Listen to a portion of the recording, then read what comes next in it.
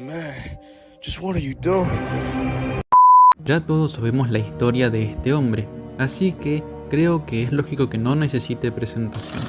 Scott Cawthon manejó todo bastante bien. FNAF era una buena historia que cerraba bastante bien para lo que era en su entonces, una trilogía. Ojo, con esto no quiero decir que FNAF debió terminar ahí, ni en Pizzeria Simulator, porque eso sería caer en lo absurdo, pero es obvio que la historia central y principal terminó en esa entrega. En la primera trilogía, como dije, todo se había cerrado de una buena forma, para lo que era en esa época. Luego llegó la cuarta entrega, y a partir de esta comenzó a evolucionar a la ciencia ficción. De ahí en adelante es donde comenzó lo que yo llamo la decadencia. Con la llegada de la película de FNAF, empezaron los rumores de que podrían complementar el lore de los juegos, cosa que muchos llegaron a negar y a no creer porque ya sería el colmo de los colmos. Pero, por desgracia, al menos para algunos, la directora de la película junto a Matthew Lillard habían confirmado que por lo menos por parte de Scott, él sí tiene pensado hacer que las películas rellenen cosas de los juegos que él no llenó. Esos espacios en blancos o misterios del lore de los juegos que no fueron explicados serían explicados en estos medios, cosa que al menos a un sector de personas, incluyéndome, ya nos habían hecho simplemente dar un suspiro profundo de amargura y algo de desilusión. Y acá es donde viene mi problema. Estos materiales al principio fueron un material complementario, algo que ayudaba en cierto modo a entender las cosas un poco mejor, pero sin ser un medio completamente necesario. Pero las cosas empeoraron con los Faster of Fright, donde estos mismos tenían piezas del lore que eran bastante importantes, como saber el final del villano principal y conocer el origen de la UCN y el verdadero responsable, así como varios conceptos que se debieron explicar en los juegos junto a su funcionamiento. Pero, sin duda, los que más daño le hicieron fueron los Tales from the Pizzaplex, ya que estos fueron 100% ubicados en los juegos. Sin embargo, estos son un parche para el juego del 2021, Security Breach. Desafortunadamente, sin estos hermosos materiales, no vas a entender nada de la historia del juego ni de su villano principal, de Mimic, ya que al menos el 98% de lo que compone a Mimic, historia, trasfondo, motivación, conflicto, todo está en estos 8 libros, que son obligatorios para la comprensión de este antagonista. Pero, ¿por qué pasó esto? Sin dudas, Security Breach fue un desastre. Creo que todos estaremos de acuerdo que es el peor de todos los juegos, incluso diría que peor que FNAF 3. Pero, ¿quién fue el culpable? Por mucho tiempo la gente le ha culpado a Steel Wool por esto, diciendo cosas como que arruinaron el lore que Scott creó, o cosas como que cambiaron toda la historia desde que Scott confió en ellos. Sin embargo, la verdad es más cruda de lo que parece. La verdad es que de lo único que Steel Wool sería culpable es de los bugs que tenía el juego, pero en cuanto a su historia, no contaba nada y no se entendía nada, porque simplemente los desarrolladores no recibieron nada de información.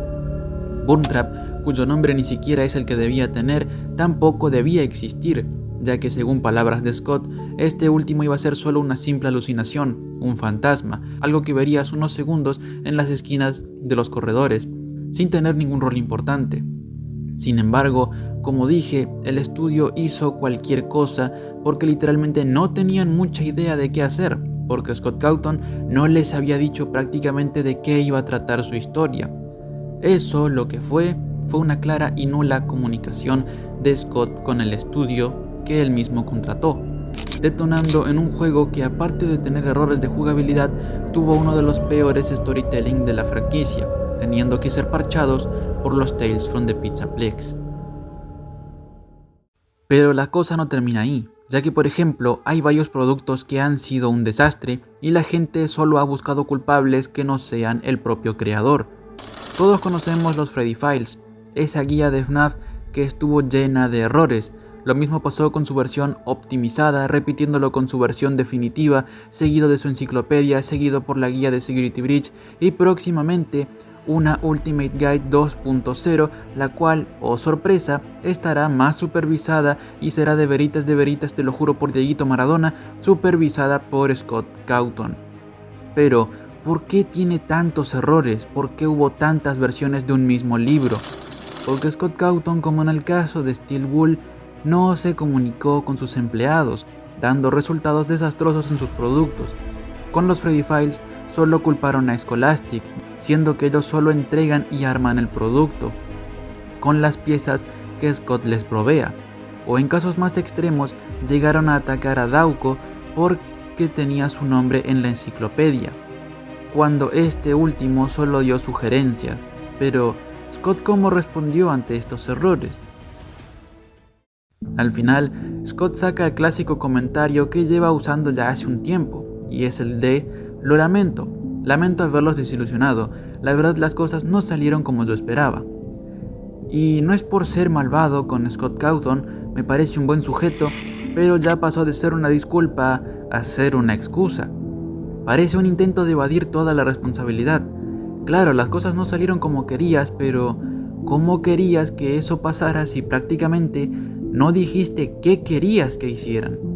¿Cómo esperas que un producto salga bien exactamente como te lo imaginaste si prácticamente no le das a tus empleados el material necesario? Él pone el pretexto de que no quiere que revelen su lore y por eso les da pequeñas piezas para que la gente trabaje con lo que tiene. A lo que no sé si Scott no lo sabe, pero existe algo llamado contrato de confidencialidad.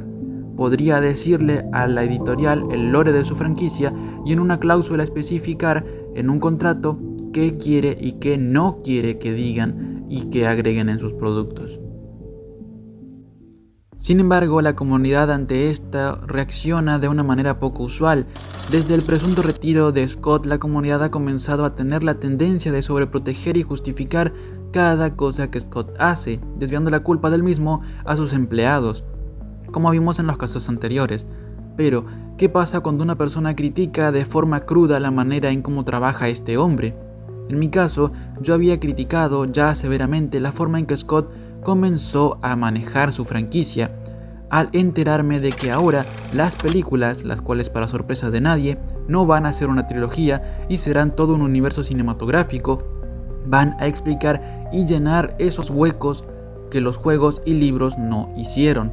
El resultado fue que un montón de personas pensaron que yo estaba insultando a Scott Cawthon y denigrándolo como persona, cuando realmente fue todo lo contrario. Algo que dicen que deberían haber más críticas constructivas y menos tóxicas, pero da igual la crítica que hagas, la comunidad lo tomará como un ataque a la persona y no en cuanto al trabajo. Empezando a decir cosas como: si no te gusta puedes irte de la comunidad, o sos un tóxico, o no difundas esas opiniones porque aumentas la toxicidad, etc. En una ocasión incluso llegué a decir que lo mejor para Scott, debido a que es una persona más ocupada con su familia, y eso es muy respetable, el señor quiere estar con su familia, dije que lo mejor sería que contrate a alguien con experiencia que le dirija la franquicia o que tenga un equipo de asesores. Pero de nuevo, la comunidad parece no tener el cerebro suficiente y interpretó que lo que dije era que Scott debía vender su franquicia a otra persona porque yo lo odio y salirse de la misma, lo cual deja muy en evidencia cuán ciego es y puede llegar a ser el fanatismo por una sola persona. Hay fanáticos que llegan a manifestarse ante las críticas de algunos otros, diciendo que cómo es posible que la comunidad se queje de que saquen más y más contenido de FNAF, que Scott literalmente les está dando de comer. Pero esto puede tener consecuencias horribles, solo tenemos que voltear y ver lo que le pasó a Marvel Studios. Pero esto parece que a la comunidad no le interesase, pareciera que solo quieren que salgan más productos porque sí y seguir consumiendo porque sí, sin siquiera algo de calidad o coherencia. Total, la culpa se la echarán a otros. No digo que Scott sea una mala persona, mucho menos lo desprecio ni lo odio. Lo que es mi problema con él es que no se toma nada en serio, no supervisa nada y no revisa nada de sus productos, solo firma contratos porque sí, sin siquiera informarse. Eso fue lo que pasó cuando Scott iba a sacar NFTs de FNAF, donde si fuese por él, los hubiera sacado. Tuvo que ser la comunidad quien le dijo a Scott que no, porque Scott ni siquiera sabía lo que eran los NFTs, él solo vio que estaban de moda y que daban dinero, y quiso hacerlo. Admito que en la crítica que le hice a Scott, que más que una crítica fue un meme de Venom 2, donde muchas personas pensaron que iba en serio, así que si ofendí a alguna persona, pues me disculpo. Creo que la crítica pudo ser mejor y mucho más seria, pero eso no quita un factor muy importante, y es que pienso que la comunidad debería tratar de evolucionar un poco. No puede ser que cada producto malo que saque Scott culpen a otras personas y sigan justificando al que se supone que es el jefe de todo y el responsable de que las cosas salgan bien. Más cuando una persona que critica, ya sea de buena o mala forma, el trabajo de Cawthon, instantáneamente salgan a decir que aunque esté mal hecho y tenga errores, Scott lo hace por amor a la comunidad. Esto es como cocinar. Si alguien viene a mi casa y quiere comer carne con papas fritas y yo le doy una carne semicruda y papas blandas y blancas, esa persona no va a querer comerlo, pero yo lo hice con cariño. Ahora, ¿esa persona está obligada a comérselo? Obviamente no. Scott Cawthon es un buen sujeto. No digo un pan de Dios como muchos lo tienen idealizado solo por ser cristiano, eso no tiene nada que ver, tu ideología religiosa no te vuelve instantáneamente una buena persona, pero como productor, director y ejecutor, Scott Cawthon simplemente no da la talla. Como desarrollador es un genio, no por nada sus juegos revolucionaron y crearon un nuevo género, el mascot horror.